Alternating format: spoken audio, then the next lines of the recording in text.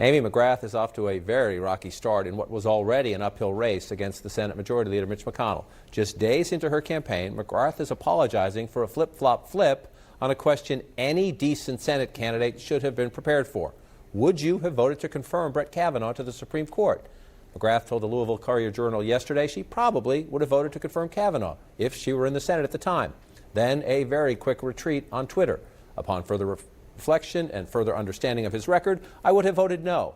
I will make mistakes, the candidate says, and always own up to them. The priority is defeating Mitch McConnell. Today's headlines back home, a campaign nightmare. Here's just the Courier-Journal. Would Amy McGrath have voted Kavanaugh onto Supreme Court? Depends on when you ask her.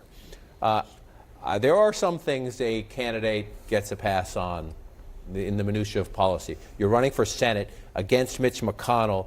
You got to have an answer on Brett Kavanaugh. That's kind of campaign 101, right? Yeah, and especially if you're running against Mitch McConnell, judges is the thing you're going to want to be talking about. What a disaster.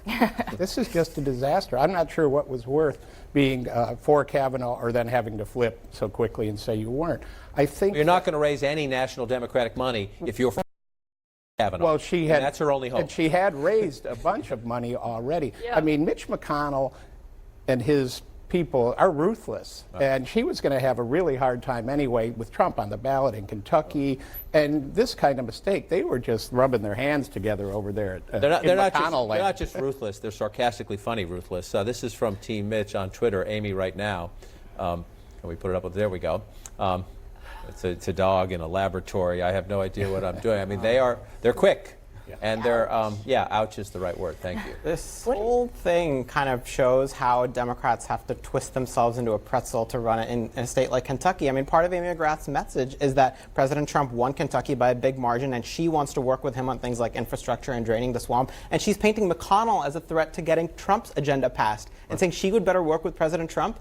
None of it really computes here. But it's also, you've had Chuck Schumer, the Democratic Senate leader, who's had some setbacks in his recruiting, who thought this was a big success. She ran a House race. Even a Democratic year, she lost. So some people question whether this is a great success. But you have a former Marine fighter pilot, a woman candidate to go against Mitch McConnell. In Kentucky, this is the Courier-Journal, from a reporter, Philip Bailey, the first 36 hours at Amy McGrath's launch have not been a good confidence builder for Kentucky Democrats. Already hearing from several officials and consultants who are saying, and they list two other possible candidates there.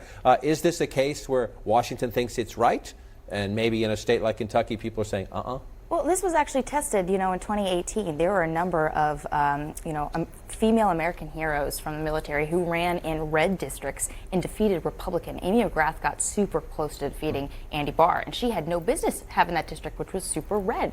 But they tested this in 2018, and most of those women won, and she was definitely a star and someone people thought should run again. And so if they thought they could have a success of beating McConnell, they thought it would be her. But really, after this, she probably can't recover from this. I was just going to say, it's early, and we'll see if she can recover. But it was a very tough race to begin with, and so she doesn't get many mistakes like some candidates do.